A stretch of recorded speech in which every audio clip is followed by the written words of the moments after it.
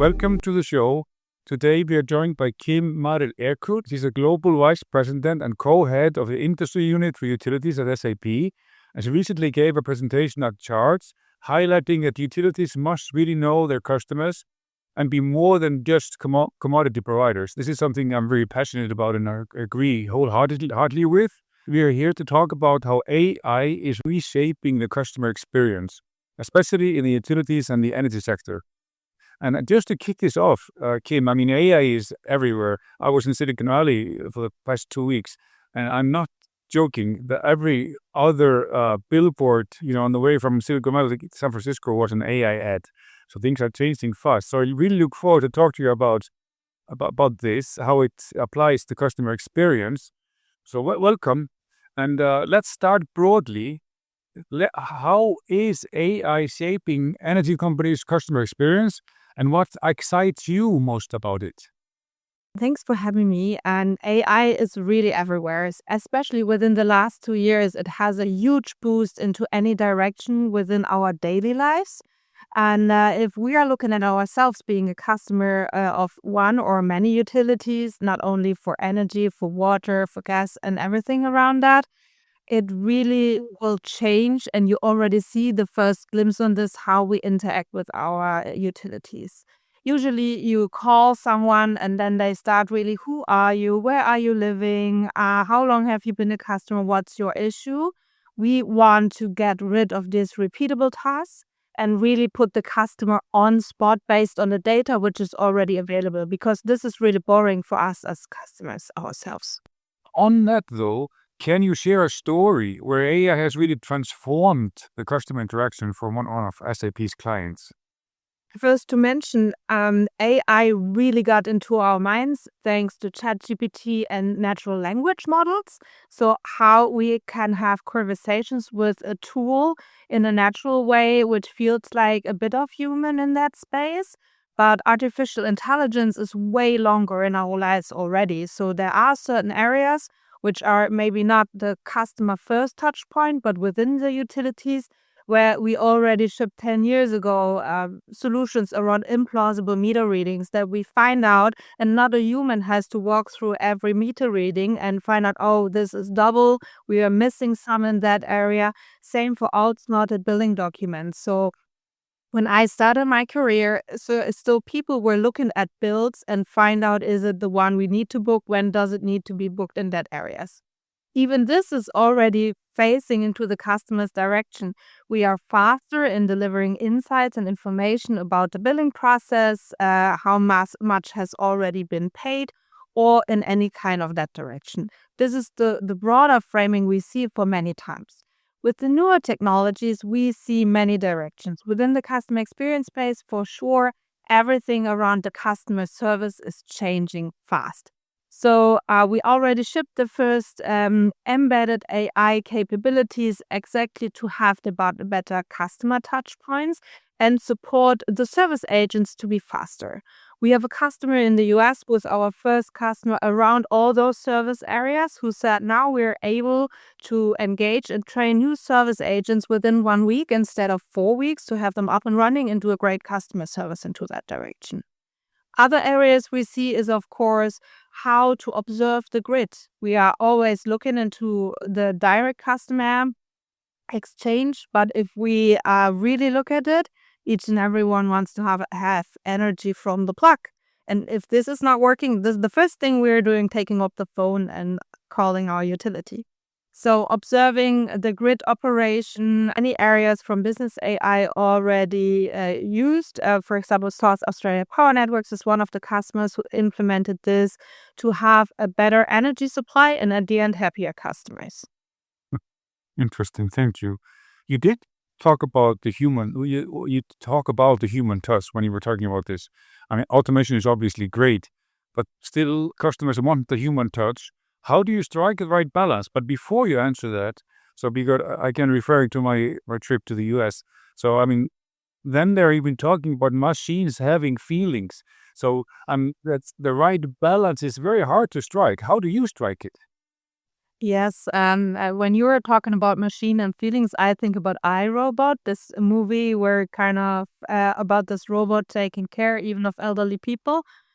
First of all, we have a very strong responsibility in creating AI solutions and capabilities. For us at SAP, human protection is one core piece we integrate into our AI framework with three pillars. We need to take care about ethics, security, as well as compliance, and we respect the UNESCO recommendation of the ethics of AI. So this is really important. And at the end, always a human has to take care that the process is running correctly so that no human will be harmed. This is very, very important for our side. The other piece is that especially the large language models enable us to have more human-like conversations instead of a decision tree in a chatbot. Yeah, how frustrating is it to walk through this funny decision tree chatbots and you can only move on if you find the right term the machine wants to hear?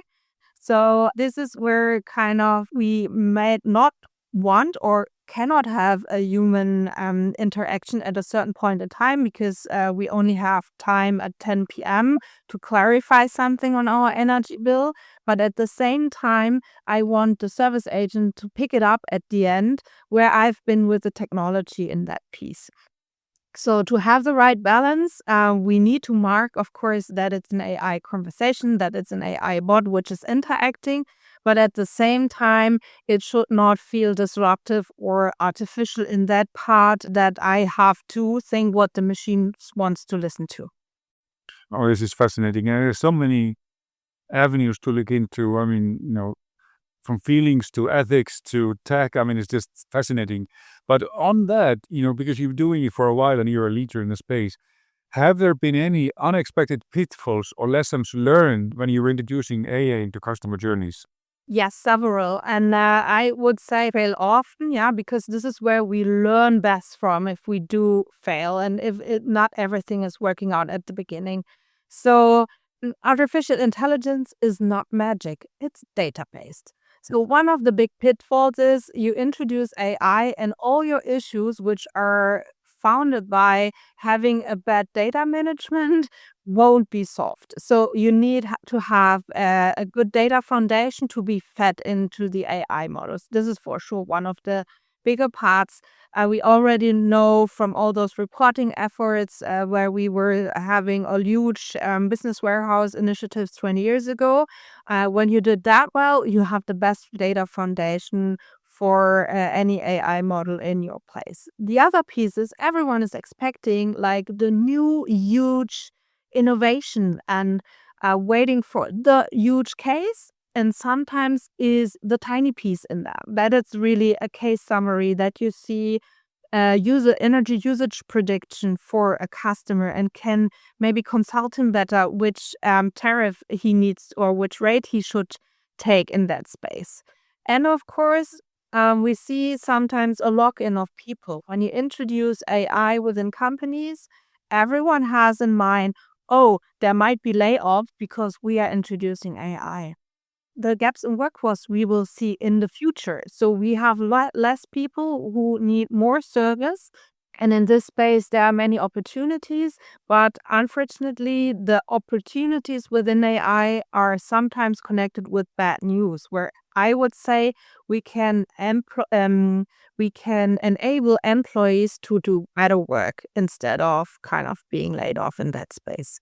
One thing I like what you said is not AI is not magic, it's data management. It feels like magic sometimes in this day and age, but of course it's just how you organize your data. Yeah. Let's a little bit go into practicality. So practical tips maybe from your end.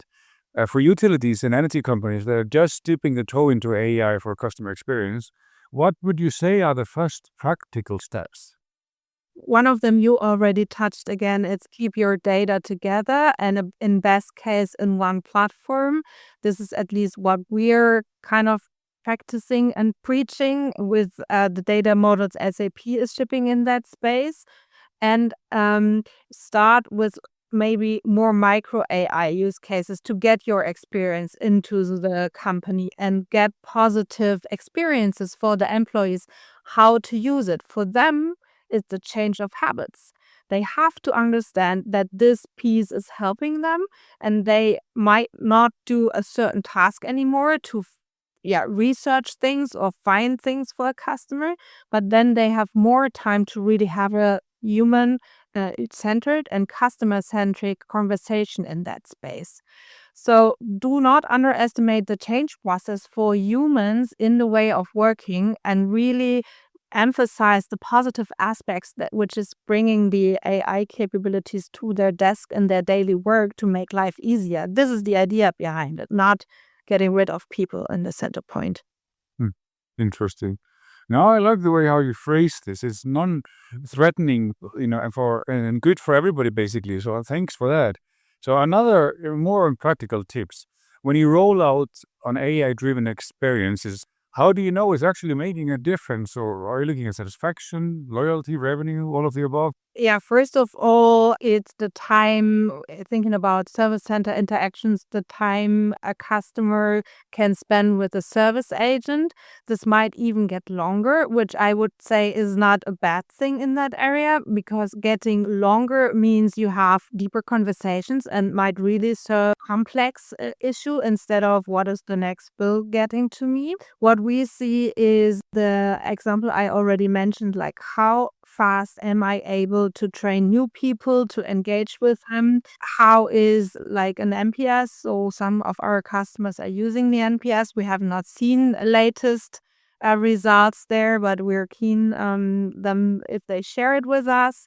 And what we see is the next step is, of course, having something like a self-service bot to add on top. So kind of thinking about or seeing our customers now adding the self-service piece into it, because there is a need in the market, and this is our latest shipment in that space, that you have this natural language conversations, but on the easy stuff which you want to put away from the people. So having a different kind of conversations, having people faster up and running in that space, and being an expert in the conversation is definitely a feedback we already see our customers speaking publicly about it. Very good. So how do you see AI changing the role of marketers and professionals in customer excellence? And should they be learning new skills to keep up, or just see what happens? This is a really good question. So first of all, I'm in team lifelong learning. So of course, each and everyone should observe which skills or tools could be interesting and should be learned. We touched a lot about the service area until now, and maybe looking into the other direction for marketers and professionals, learn prompting. So nobody of us wants to get an offer for a solar panel 4 weeks after you bought a solar panel at the same company. This is ridiculous. So again, having the right data foundation and learn proper prompting to build your focus groups you want to address. So think about maybe even which additional information you might need to have better results. So even being more data driven could be a great skill to have more professional customer experience and marketing experiences in that space. So just to sum up, learn prompting and be more data driven. Does that sum it up? Yes, this would be a good summary. Okay, very good. No, it's a fascinating space, of course, and just as it's developing so fast, and we don't know how it will go. I mean, we have to I agree with you. Just must be on the boat, and team lifelong learning, as you put it. So my last question to you. So it's not really a structured one, but if our listeners take away one insight from this conversation of ours, what would you want that to be? Oh, this is it's a tough one, I would say. In one sentence, it would be curious and explore the opportunities of AI capabilities in your daily work and solutions. As already mentioned, sometimes the little things make the difference, which is like a little button you maybe want to try out in your daily work. And ask for these capabilities. Ask your software supplier. So SAP is talking widely about it. Any other supplier as well. Challenge your IT, what's already there, what's possible, because sometimes there are already things available you might not be aware of because it's not rolled out broadly. but exactly stay there in the curious space to explore the opportunities of that area. Very good. So, and you mentioned a couple of things. The what you said first sits with me. Be curious. I mean, we have to kind of develop that curiousness, drag us on to learn. This is very insightful and very helpful and educational for me at least. Kim, very much thank you for joining us, and I look forward to keep the conversation going with you, next year. Yeah, thank you for having me, Fred.